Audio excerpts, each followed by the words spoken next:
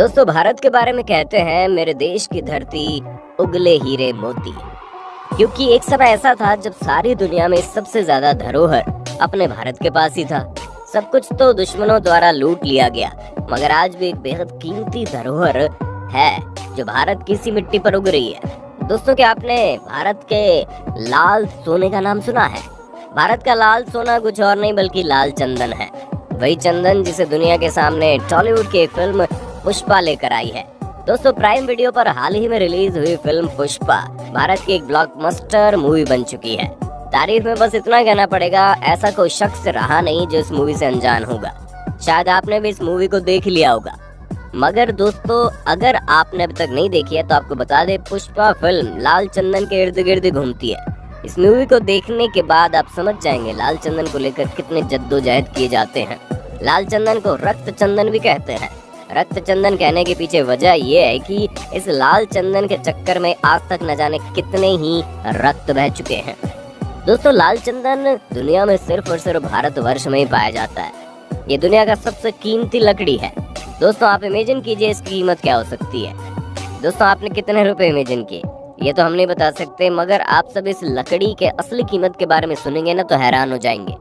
दोस्तों, लाल चंदन लकड़ी की कीमत 26,000 से 30,000 रुपए प्रति किलो है। एक पेड़ से कम 20 से 25 किलो तक की लकड़ी निकल जाती है, जिसे बेचकर कम से कम 5 से 6 लाख रुपए मिल जाते हैं।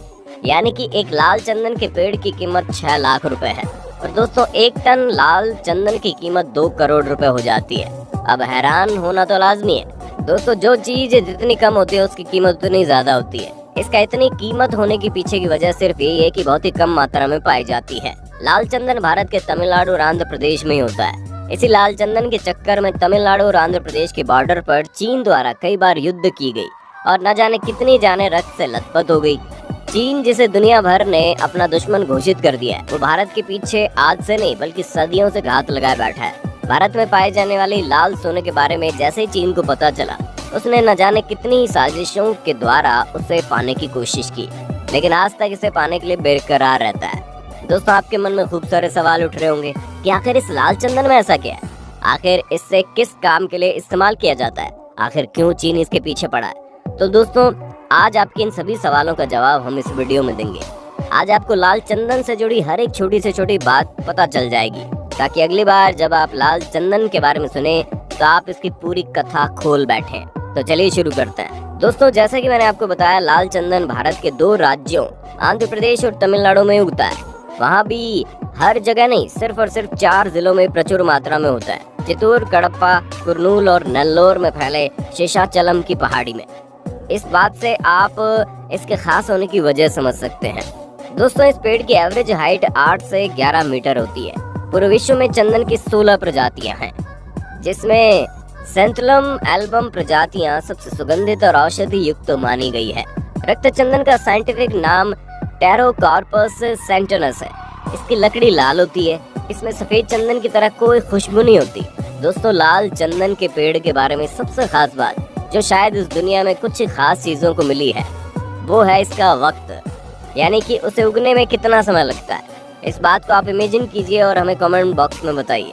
आप सोच रहे होंगे इतनी कीमती है तो शायद 5-10 साल में या 15 साल में उग जाता होगा, मगर दोस्तों, आपको बता दें इसकी खेती करने में पूरे 30 साल का समय लगता है। और अगर इसे जैविक खेती का तरीका अपना कर लगाया जा रहा है तो शायद 15 साल में इसकी उपजता हो जाती है। रक्त चंदन की खेती सभी तरह की मिट्टी में हो सकती है, लेकिन रेतीली मिट्टी, चिकनी मिट्टी, लाल मिट्टी, काली दानेदार मिट्टी में इसके पेड़ अच्छे से बड़े होते हैं। इसकी खेती ऐसी जगह पर नहीं हो सकती है जहाँ पानी का जमाव होता हो। इसका मुख्यतः उपयोग दवा, इत्र, पूज, फर्नीचर और सजावट के सामान, विशेष प्रकार के म्यूजिकल इंस्ट्रूमेंट आदि को बनाने में किया जाता है। कई लोग प्राकृतिक रंग और शराब बनाने में भी इसका इस्तेमाल करते हैं। दोस्तों, लाल चंदन से कई तरह की दवाइयाँ बनाई जाती है और उसमें लाल चंदन के पाउडर जैसे स्किन एलर्जी, जैसे कि एक्जिमा, सूजन, जलन का इलाज हो सकता है। कहते हैं एक्जिमा के मरीज कुछ और खुजली हो और उसमें लाल चंदन के पाउडर को कपूर के साथ पेस्ट बनाकर लगा दिया जाए तो मिनटों में उसे ठीक कर देती है और एक चमत्कारी आराम पहुंचाती है। और दोस्तों, जैसे कि सफेद चंदन का लेप हम सबके चेहरे पर निखार ला सकता है, उसी प्रकार से लाल चंदन का लेप भी हमारे चेहरे की खूबसूरती को बढ़ा देता है। इसके इस्तेमाल से कील मुहासे भी ठीक हो जाते हैं, इसलिए लाल चंदन और भी ज्यादा डिमांड में रहता है। अमेरिका के से journal of breast cancer basic and clinical research के मुताबिक बिहार के वैज्ञानिकों द्वारा रक्त चंदन पर किए गए शोध की तारीफ की गई। वैज्ञानिकों ने रक्त चंदन में मौजूद प्रतिरोधक क्षमता के बारे में नई खोज की है। इसमें स्तन कैंसर की प्रतिरोधक क्षमता की मौजूदगी का पता लगाया गया है। कहा जाता है रक्त चंदन को शैव और शाक्त मत को मानने वाले अधिक प्रयोग करते हैं। आपको बता दें दोस्तों, ये पीले चंदन का इस्तेमाल वैष्णव मत वाले लोग करते हैं।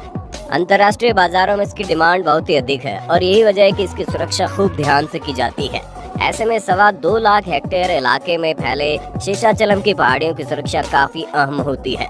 दोस्तों, स्मगलिंग करने की मात्रा कोई छोटी मोटी नहीं।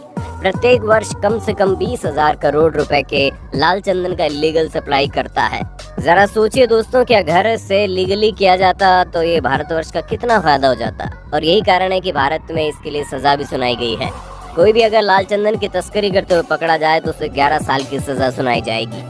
लाल चंदन की सबसे ज्यादा तस्करी और कोई नहीं दोस्तों, हमारा सबसे करीबी दुश्मन चीन में होता है। दोस्तों, आपको तो पता ही होगा, चीन में आयुर्वेदिक मेथड से इलाज करना पसंद करते थे और कुल मिलाकर आयुर्वेद इलाज बहुत यूजफुल भी होता है। इसलिए चीन में लाल चंदन की डिमांड बहुत ज्यादा है। सिर्फ चीन ही नहीं, जापान, मंगोलिया में भी लोग लाल चंदन से कई तरह की दवाइयाँ बनाते हैं, जिससे कई तरह की बीमारियों के इलाज होते हैं। इन दवाइयों की रेसिपी को तो कोई नहीं जानता, मगर चीन और जापान में लोग इसका इस्तेमाल करना बखूबी जानते हैं। लाल चंदन के पीछे चीजें हाथ होकर बात 700 साल पहले की है, जब चीन में मिंग राजवंश का काल था। सन 1400 से लेकर 17 सेंचुरी तक चीन में मिंग राजवंश रहा, जिसमें लाल चंदन की खूब महत्वता रही। राज में लाल चंदन से तरह तरह का फर्नीचर तैयार किया जाता है। इनको लाल चंदन से बनाई गई सामान का शौक था, इसलिए मिंग वंश के राज में चाइना में लाल चंदन का खूब सप्लाई होता था। दुनिया भर से लाल चंदन मंगवाई जाती थी और उससे नक्काशी करके चीजें बनाई जाती थी और उन्हीं चीजों को संग्रह करके एक म्यूजियम भी तैयार किया गया है जो चाइना में मौजूद है और उसका नाम है रेड सैंडलवुड म्यूजियम। यही वजह है कि चीन में आज तक लाल चंदन से बनी चीजों को इज्जत दी जाती है और लाल चंदन से बनी फर्नीचर और सजावट के सामान को अपने घर में रखना एक सम्मान की बात मानी जाती है। इसलिए चीन में रईसों के घर में आपको लाल चंदन से बनी चीजें देखने को मिल जाती हैं।